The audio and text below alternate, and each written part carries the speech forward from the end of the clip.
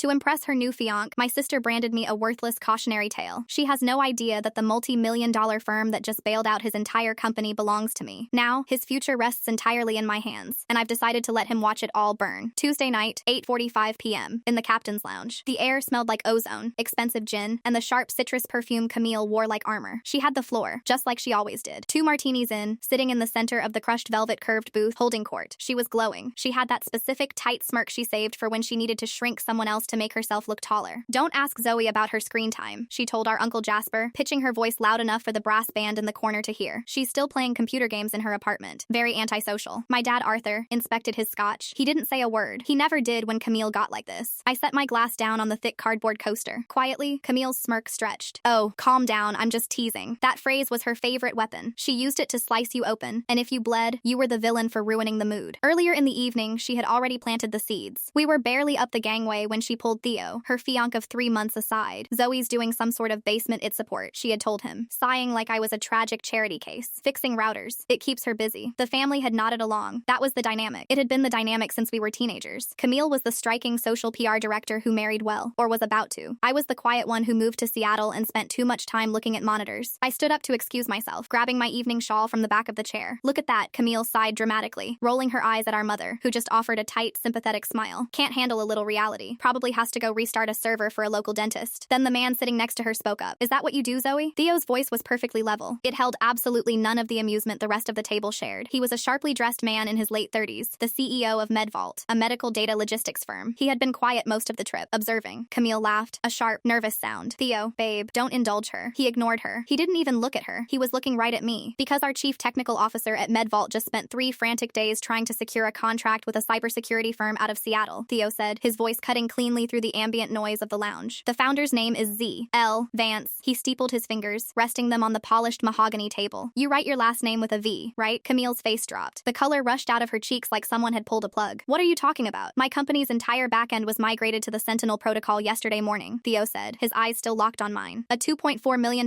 infrastructure overhaul. Z.L. Vance signed the authorization. My mother blinked, her heavy mascara fluttering. Zoe, you work for this Sentinel company? I own it, I said. I built the protocol. Camille tried to recover. She was always the fastest to rebuild her armor, but her hands were actually shaking as she reached for her martini stem. This is a joke. You set this up with him to embarrass me on Grandpa's trip? I literally met your fiancé 4 hours ago, I said calmly. Camille turned to him, her voice tightening into a high, brittle pitch. Theo, stop. This isn't funny. I'm not laughing, Camille. Theo leaned back against the velvet. The warmth he usually looked at her with was entirely gone, replaced by a cold, clinical appraisal. When the board told me we were saved by a tech firm in Seattle, I told them my fiancé's sister lived there. You told me she was unemployed and struggling. You told me she was the family cautionary tale. She is. Camille hissed, glancing frantically at our parents for backup. She sits in the dark all day. She doesn't even own a car. She manages a 70-person engineering team. Theo shot back, his voice rising just enough to snap like a whip across the table. 14 global patents. A client roster that literally includes the Department of Defense. That's the base minute job you just called a cautionary tale. Uncle Jasper stopped swirling his drink. My dad finally looked up from his scotch, staring at me like I was a stranger who had just sat down at his table. Is that true, Zoe? My dad asked, his voice thick with sudden, uncomfortable hesitation. I've tried to explain my business to you for 5 years, Dad, I said, looking right into his eyes. You always let Camille interrupt. The silence that fell over our private booth wasn't the usual comfortable family quiet. It was suffocating, heavy. It tasted like ash. Camille gripped the edge of the table, her knuckles turning white. You lied to me. You intentionally kept this hidden to make me look stupid. Theo stared at her in sheer disbelief. You diminished your own sister every chance you got because it was easier than admitting she was more successful than you. I think I'm going to head back to my cabin, I said, wrapping my shawl around my shoulders. Nobody stopped me this time. Nobody laughed. Nobody told me I was being overly sensitive. I walked out of the lounge and into the long, carpeted corridor. The gentle, mechanical hum of the massive ship vibrated under the floorboards. The air out here was cooler, quiet. I was halfway to the glass elevators when I heard the heavy lounge doors swing open behind me. Heavy footsteps on the carpet. Zoe, wait. It was Camille. Her voice was breathless, frantic, not angry anymore, panicked. I turned around slowly. She stopped a few feet away from me. She looked over her shoulder, making sure the hallway was empty, then looked back at me with wild, wide eyes. We need to talk about the impending FTC audit on Theo's company, she blurted out. I stopped dead in my tracks. The soft piano music leaking from the lounge faded into the background. The hum of the ship suddenly felt very loud. I stared at my sister. My heart hammered a slow, heavy rhythm against my ribs. Theo hadn't mentioned an audit to me. When his CTO approached my firm in a total panic last week, they framed it as a proactive security upgrade. But my team's preliminary scan of MedVault's legacy systems had flagged something much worse. A massive compliance breach. Patient data had been hemorrhaging for months through a backdoor in a third-party vendor app. It was a breach so specific, so neatly executed, weird that my lead engineer had told me only an insider could have triggered it. How? I asked, my voice echoing slightly in the empty hallway. How do you know about the FTC audit, Camille? Camille swallowed hard. Her throat clicked. I just know. PR circles. People talk. No, they don't, I said, taking a step toward her. The FTC doesn't announce audits before they happen. MedVault hasn't disclosed the breach yet because my team is still patching the bleeding. Theo didn't even mention an audit at the table just now. Camille took a step back, her heel catching slightly on the thick carpet. Zoe, please, you have to help me. If Theo goes down for this, his equity is worthless. He'll lose everything. I'll lose everything. You control the servers now, right? You can just erase the logs. Make it look like a glitch. I stared at her, genuinely horrified. You want me to commit federal tampering to cover up a data breach? It's family, she hissed, stepping closer, grabbing my wrist. Her fingers were ice cold. You owe me this. After humiliating me in there, I didn't humiliate you. You did that yourself. I pulled my wrist out of her grip. Camille, answer the question. How do you know about the FTC? Because she's the one who brought the vendor in. The voice came from the end of the hall. We both snapped our heads around. Theo was standing outside the lounge doors. His hands were shoved deep into his suit pockets. The ambient light from the wall sconces cast long, harsh shadows across his face. He looked exhausted. He looked like a man who was watching his entire life catch fire. Camille let out a sound that was half gasp, half sob. Theo, baby, no, you don't understand. I understand perfectly, Theo said, walking slowly toward us. He didn't look angry. He looked hollowed out. I just got an email from my CTO. He sent me the raw logs your sister's company pulled this morning. The backdoor that's been leaking our patient data for the last 6 months. It was embedded in the scheduling software we licensed from Trask Data Solutions. Theo stopped right in front of her. He looked down at the woman he was supposed to marry in 3 months. You introduced me to the founder of Trask, Theo said quietly. You pushed me for weeks to sign them. You said they were a boutique firm that needed a break. Camille was shaking now. They were. I didn't know they were doing anything illegal, Theo. I swear to God. I just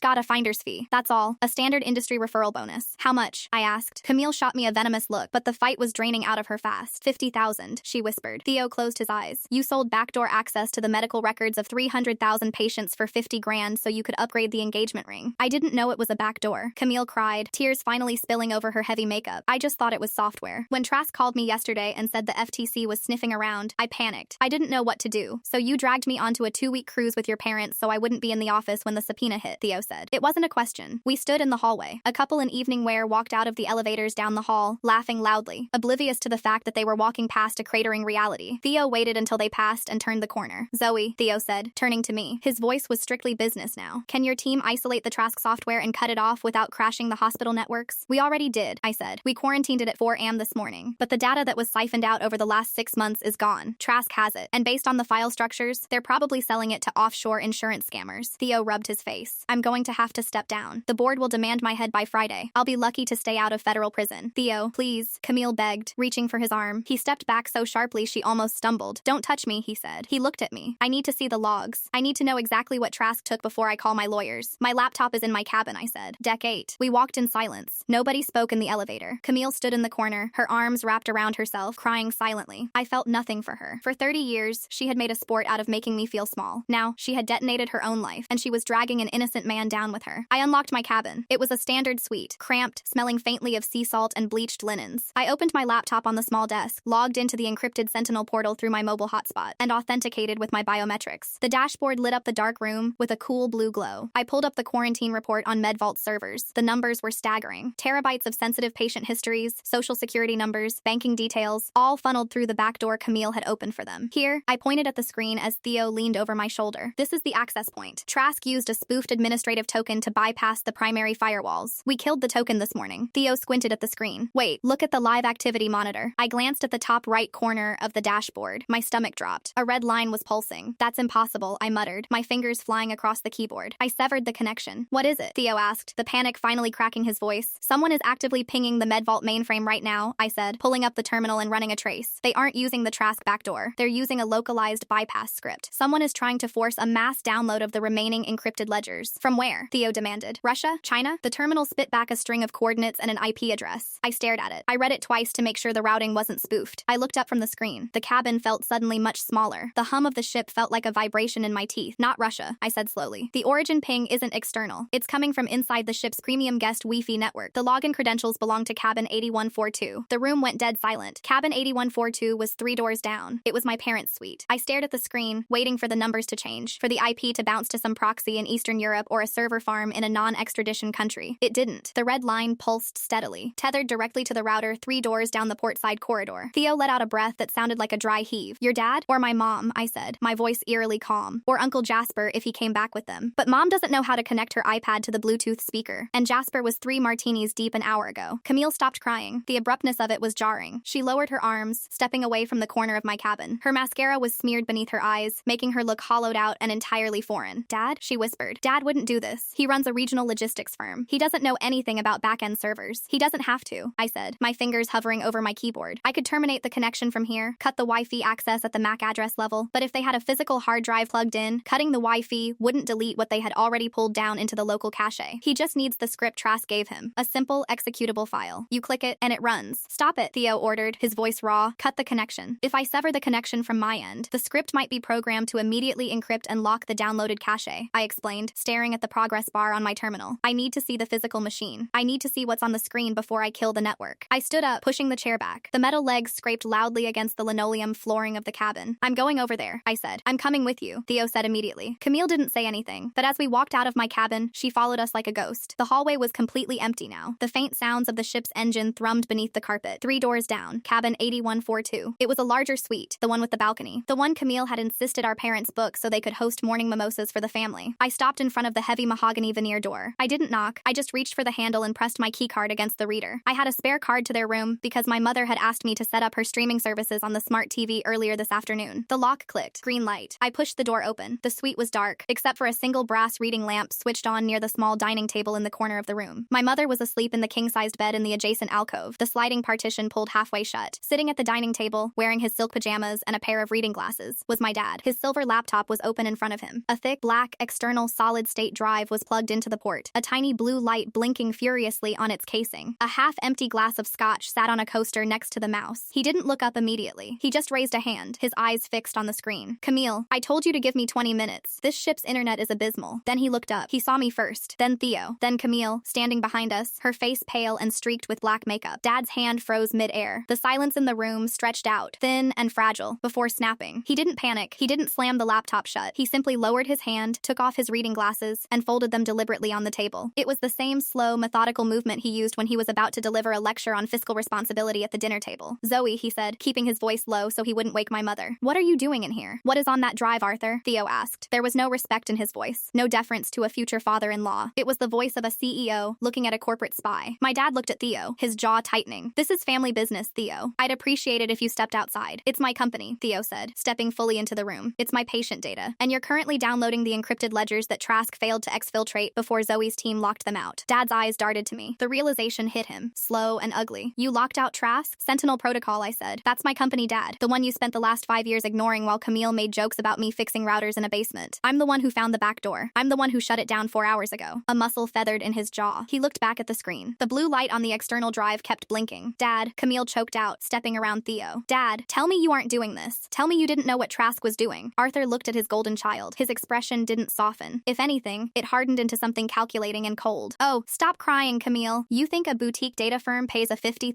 referral fee for a standard logistics contract? Grow up. Camille flinched as if he had struck her across the face. You knew? Of course I knew, he said, picking up his scotch. He took a slow sip. Trask approached me 6 months ago. They knew MedVault was looking for new scheduling software. They knew my daughter was engaged to the CEO. They made an offer. To steal patient records? Theo asked, his voice shaking with a rage he was barely keeping a lid on. You sold out my company. You sold out millions of people's private medical histories. For what? A kickback? To save my firm? My dad snapped, his voice rising just enough to make the sliding partition rattle. He slammed the glass down on the coaster. You think logistics is easy right now? You think my company survived the supply chain collapse unscathed? We are bleeding, Theo. We are leveraged to the hilt. The bank was going to call in the commercial loans by the end of the quarter. We would have lost the house, your mother's pension. He pointed a rigid finger at me. I didn't have a 20-something tech genius daughter willing to bail me out, did I? I had to find my own liquidity. By committing a federal crime? I asked. Corporate espionage. Zoe, let's not be dramatic, he sneered. Trask offered me $2 million for the backdoor access. They paid $1 million upfront. They were supposed to pay the rest once the final ledgers were downloaded tonight. But they called me 2 hours ago in an absolute panic. Said they were locked out. Said they needed me to force a manual download from the inside using an executive bypass script or the deal was off. Theo let out a harsh, bitter laugh. So you used the ship's Wi-Fi. You didn't even use a VPN. I'm a logistics manager, not a hacker. Dad shot back, defensive now. Trask said the script would mask the IP. Trask lied to you, I said flatly. They gave you a burner script. They used you as the fall guy. If the feds trace this download, it doesn't bounce back to Trask's servers. It bounces to this cabin. To you. Dad's face finally lost its color. The arrogance drained out of him, replaced by a sudden, sharp panic. He looked at the laptop screen, then at the blinking black drive. They wouldn't do that. We had an arrangement. You had an arrangement with data brokers, Theo said, stepping stepping up to the table. They steal identities for a living, Arthur. What made you think they wouldn't steal yours? Theo reached out and grabbed the external hard drive. Hey, Dad barked, standing up so fast his chair tipped backward, hitting the wall. Don't touch that. Theo didn't just touch it. He yanked it out of the USB port without safely ejecting it. The blue light died instantly. Theo, give that back, Dad demanded, taking a step forward. He looked bigger now, threatening, the veneer of the sophisticated patriarch entirely gone. If I don't give them those ledgers, they want the $1 million back. I don't have it. It's already gone into the company payroll. That's your problem, Theo said, gripping the hard drive in his fist. My problem is the FTC audit that's going to hit my desk on Monday. My problem is explaining to my board why my fiancé's father orchestrated a data breach. You tell the board, and I go to prison, Dad said, his voice dropping into a dangerous low register. You tell the board, and Medvault stock tanks anyway. We all lose. He looked at Camille. Tell him, Cammy. Tell him to be reasonable. Camille just stared at him. For the first time in my entire life, my sister looked at our father and didn't see a god. She saw a pathetic, desperate man who had used her as a pawn. You used my engagement, she whispered. You used my relationship. You didn't care about me. You just wanted the access. I did it for the family, he shouted, forgetting about my mother entirely. The sliding partition rattled, and then it slid open. My mother stood there in her silk nightgown, clutching the fabric at her throat. Her hair was messy, her eyes wide and terrified. She looked at Dad, then at Camille, then at Theo holding the hard drive, and finally at me. Arthur, she said, her voice trembling. What is going on? Why is everyone yelling? Dad froze. He looked at his wife, and for a second I saw genuine shame flicker across his face before he buried it under layers of pride and defensiveness. Go back to sleep, Helen, he said sharply. We're just having a disagreement about the wedding. No, we aren't, Theo said, turning to look at my mother. His voice was calm, but it was the kind of calm that comes right before a wrecking ball hits a building. Your husband just stole the medical records of 300,000 people, and your daughter facilitated the deal. My mother gripped the edge of the partition. She didn't faint. She didn't scream. She just looked at Dad with a quiet, devastating clarity. The bank called last week, Arthur, she said, her voice dropping to a whisper. The mortgage officer. They said our accounts were flagged for suspicious wire transfers. I asked you about it. Dad swallowed hard. Helen, I can fix this. You told me it was a banking error, she continued, ignoring him. She looked at me. Zoe, what did he do? He broke the law, Mom, I said gently, and he got caught. Dad turned on me, his face flushing dark red. This is your fault, he snarled, pointing at me again. If you had just minded your own business, if you had just stayed in Seattle, if I had stayed in Seattle, the FBI would be raiding your house right now instead of me standing in this cabin, I fired back, stepping into his space. I didn't care that he was taller than me. I didn't care that he was my father. Trask was flagged by the feds 3 days ago. Medvault brought me in to find the leak. I found it. I found you. You can erase it, Dad said suddenly, his eyes darting frantically between me and the laptop. Zoe, you're the tech genius. You said you built the protocol. You can wipe the logs. You can make it look like a Russian hack, a Chinese syndicate, anything. No, I said. Zoe, please, he begged, his voice cracking. He reached out and grabbed my shoulders. His hands were shaking violently. They're going to take the house. They're going to take the business. I'll die in prison. Get your hands off her, Theo said, stepping between us and shoving my dad's chest. Dad stumbled backward, hitting the edge of the dining table. The cabin door clicked open behind us. We all turned. Uncle Jasper was standing in the doorway, wearing his tuxedo, holding a half-empty bottle of champagne. He looked at the five of us, the tension in the room so thick it was suffocating. He took in Camille's ruined makeup, Mom's terrified face, Theo's clenched fists, and Dad leaning against the table. Well, Jasper slurred slightly, taking a sip straight from the bottle. I take it we're not doing mimosas in the morning? Nobody laughed. Jasper let the door swing shut behind him. He walked slowly into the room, setting the champagne bottle on the dresser. The jovial, drunk uncle persona vanished instantly. He looked at Dad, his eyes narrowing. Did you get the rest of the files? Jasper asked. The room stopped breathing. I looked at Jasper, then at my dad. Dad closed his eyes and let out a long, defeated breath. He got locked out, Jasper, Dad said tiredly. Jasper's jaw tightened. He looked at the laptop, then at the hard drive in Theo's hand. That's unfortunate, Jasper said, his voice completely sober now. Because the buyer in Miami just wired the first half of my finder's fee, and he expects delivery by midnight. A buyer in Miami. The words left my mouth before my brain could fully process the sheer scale of the rot in my family. I looked at Jasper. He wasn't leaning against the doorframe anymore. He stood up straight, smoothing the lapels of his tuxedo jacket. The drunk, loudmouth uncle who spent the last 3 days telling bad jokes at the buffet line was completely gone. In his place was a cold, calculating broker who was watching his payday circle the drain. Caden Locke, Jasper said, looking right at Theo. He runs a private equity firm that specializes in distressed medical assets. He doesn't want the data to steal identities. He wants it to short Medvault stock and strip the company for parts before the FTC even knows what hit them. Trask was just the extraction team. Theo stood dead still. The black external hard drive was still gripped tightly in his right hand. He looked from Jasper to my dad and finally to Camille. Did you know about this? Theo asked her. His voice wasn't angry anymore. It was hollow. Did you know your uncle was brokering the destruction of my company? No. Camille gasped, taking a step toward him, her hands raised as if she were trying to surrender. Theo, I swear to God, I only knew about the finder's fee from Trask. I didn't know about a buyer in Miami. I didn't know Jasper was involved. She didn't, Dad interjected, his voice raspy. He rubbed a hand over his face, looking suddenly 10 years older. It was just me and Jasper. Trask came to Camille first because of her PR connections, but they needed someone on the inside to coordinate the back end without raising flags. Camille didn't have the technical clearance, so Trask approached me. I brought Jasper in to find a buyer who would pay more than what Trask Trask was offering for the raw data. My mother let out a sound that was half sob, half laugh. It was the most disturbing noise I had ever heard her make. You brought your brother-in-law into a federal crime to save a trucking company, Mom whispered. She looked at Dad like he was a stranger who had just broken into her bedroom. You leveraged your daughter's fiancé, you used your other daughter's software, and you involved Jasper. Helen, I was out of options, Dad pleaded, taking a step toward her. She held up a hand, stopping him in his tracks. Don't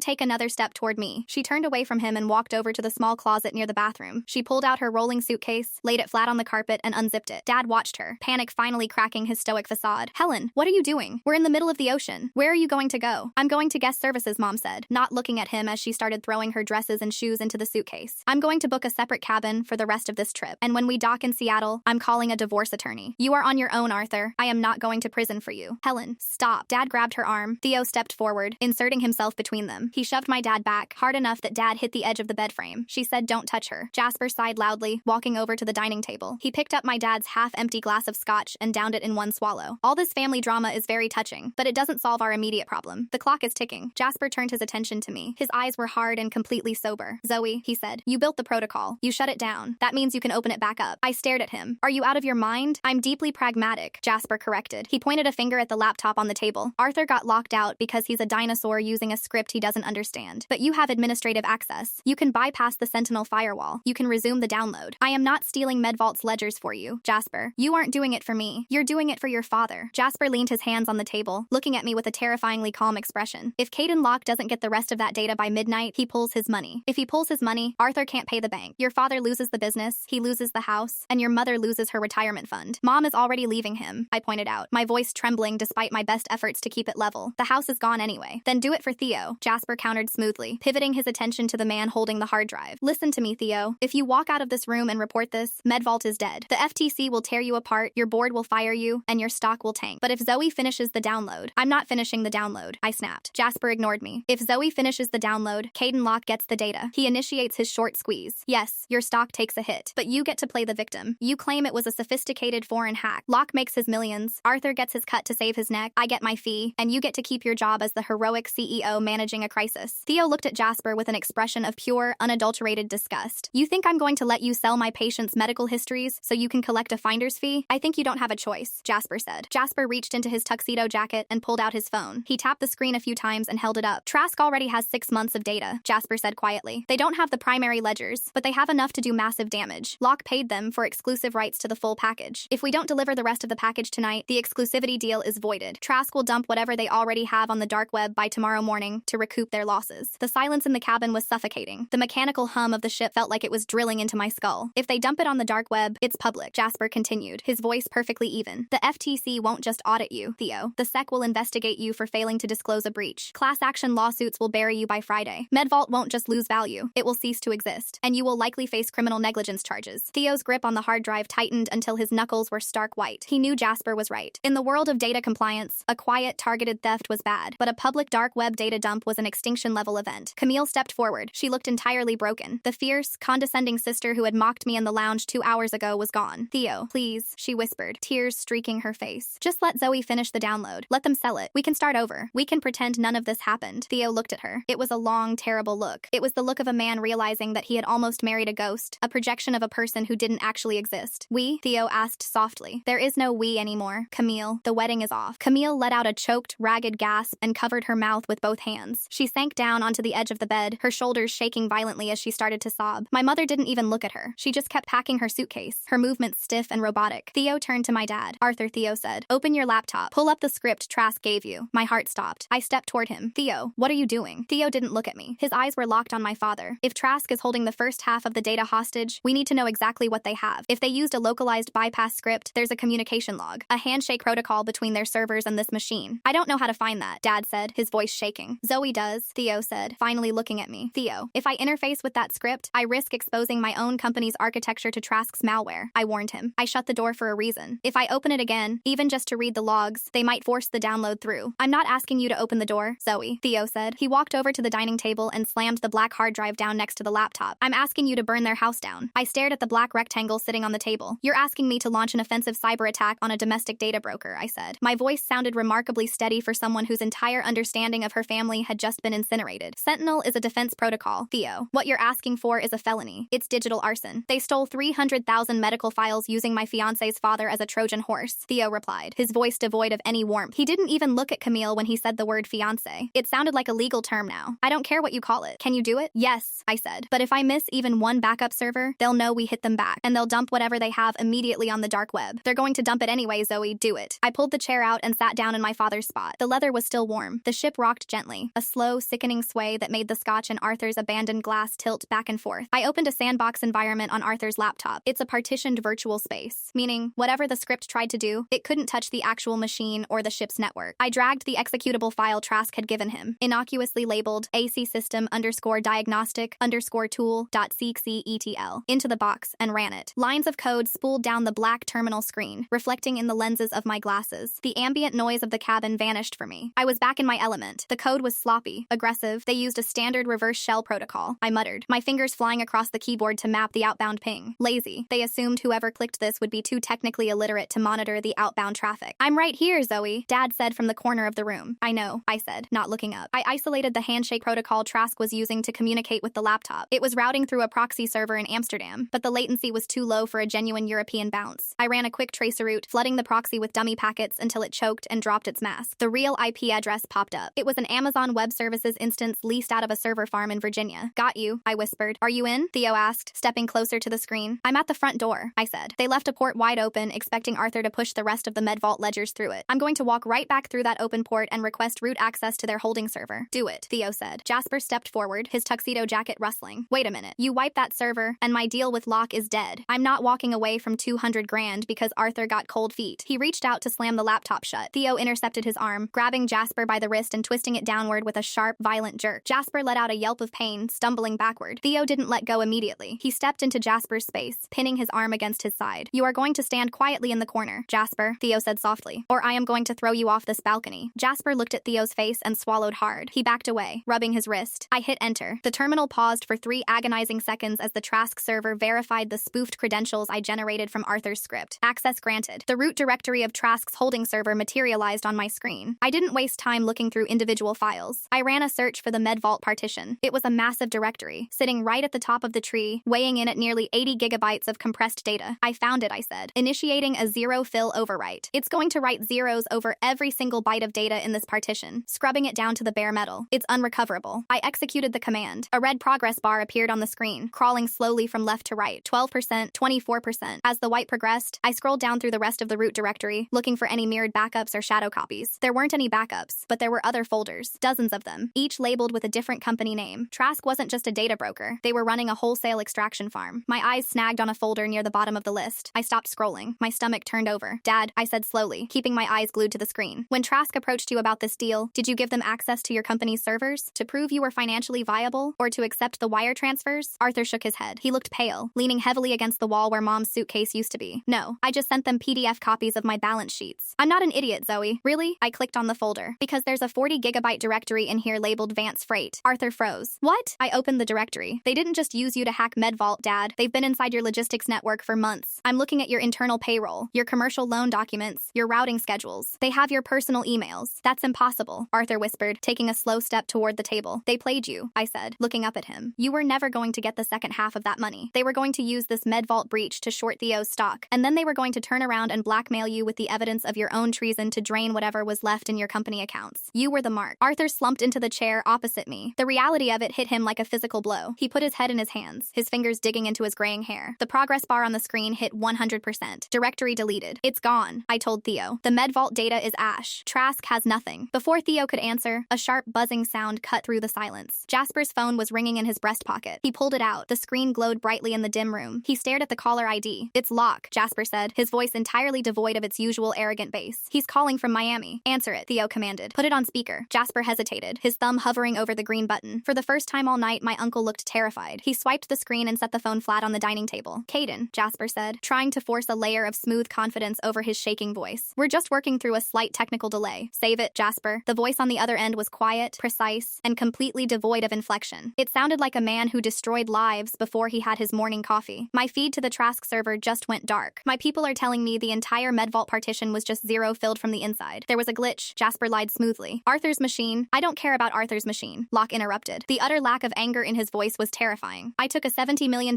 short position on MedVault an hour ago based on your personal guarantee that the ledger dump was imminent. Jasper, the market opens in 4 hours. Without that data hitting the dark web, there is no panic sell-off, which means I am going to lose a staggering amount of money. Jasper wiped a bead of sweat from his forehead. Caden, listen, we can pivot. I can find another pressure point. You're not pivoting anywhere, Locke said. You failed to deliver, which means you are now personally responsible for covering my margin call. I expect the funds wired to my holding company in the Caymans by noon. I don't have $70 million, Caden. Nobody has that kind of liquidity. Then you had better start selling your assets, Jasper, because if my accounts aren't made whole by noon, I am going to take my losses out of your hide. And then I am going to forward every single encrypted email you sent me regarding your brother-in-law's little espionage project directly to the SEC and the FBI. The line went dead. Jasper stared at the black screen of his phone. He looked like a man who had just been diagnosed with a terminal illness. He's going to ruin me, Jasper whispered. He's going to strip me to the bone. Good, Theo said. He reached over and picked up the black external hard drive from the table. He looked at Arthur, who was still staring at the floor, and then at Jasper. I want you both out of my sight. If either of you comes near me or my company ever again, I won't wait for Caden Locke to destroy you. I'll do it myself. Theo turned to walk out of the cabin. Theo, wait. Camille lunged off the edge of the bed. She grabbed his arm, her manicured nails digging into the fabric of his suit jacket. Her face was a wrecked mask of mascara and desperation. You can't leave me here with them, she begged, her voice cracking. I didn't know about Locke. I didn't know about any of this. I just made an introduction. I'm a victim in this too. Theo, please. We're supposed to get married. Theo stopped. He didn't pull away this time. He just stood there, letting her cling to him, looking down at her with a profound clinical pity. I called my CTO while Zoe and I were walking down the hall, Theo said quietly. Camille's grip on his sleeve loosened slightly. What? I asked him to pull the employment tax filings for Trask Data Solutions over the last 12 months, Theo said. His voice was devastatingly calm. You didn't just get a one-time finder's fee for introducing them to MedVault. Camille, you've been on their payroll as an independent public relations consultant for a year and a half. Camille took a step back. The blood drained from her face so fast she looked translucent. Theo,